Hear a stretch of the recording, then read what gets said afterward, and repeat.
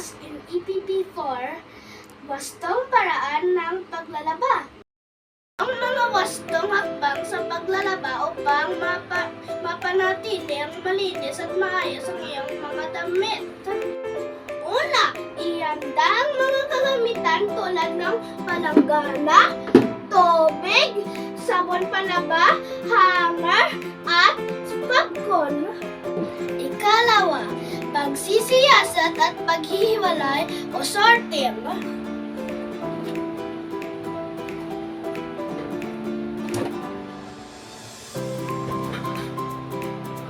Mainam din na ihiwalay ang mga masela na tela gaya ng seda o lace mula sa mga mabibigat na tela gaya ng maong o jacket. Siguraduhin walang laman ang mga bulsa at nakasara ang zipper para hindi makasira ng ibang damit. Baliktarin ang mga damit na may print o madaling maghimulmol.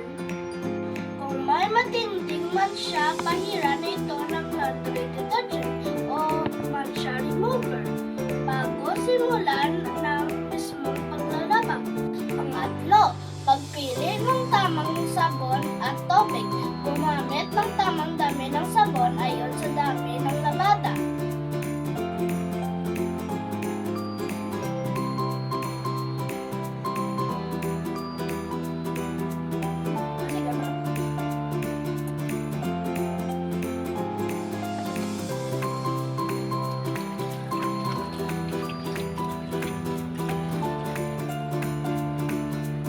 Gumamit ng malamig na tubig para sa decolor upang maiwasan ang pagbula sa fading at marigamgam na tubig para sa mga puti o maduming basahan.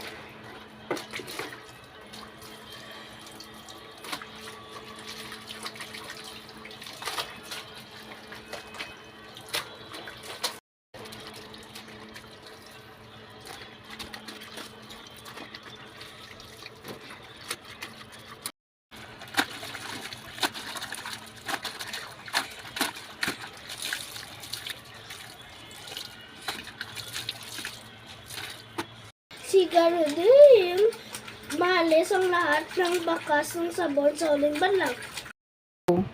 Maaaring gumamit ng fabric conditioner para lumambot at bumango ang mga damit.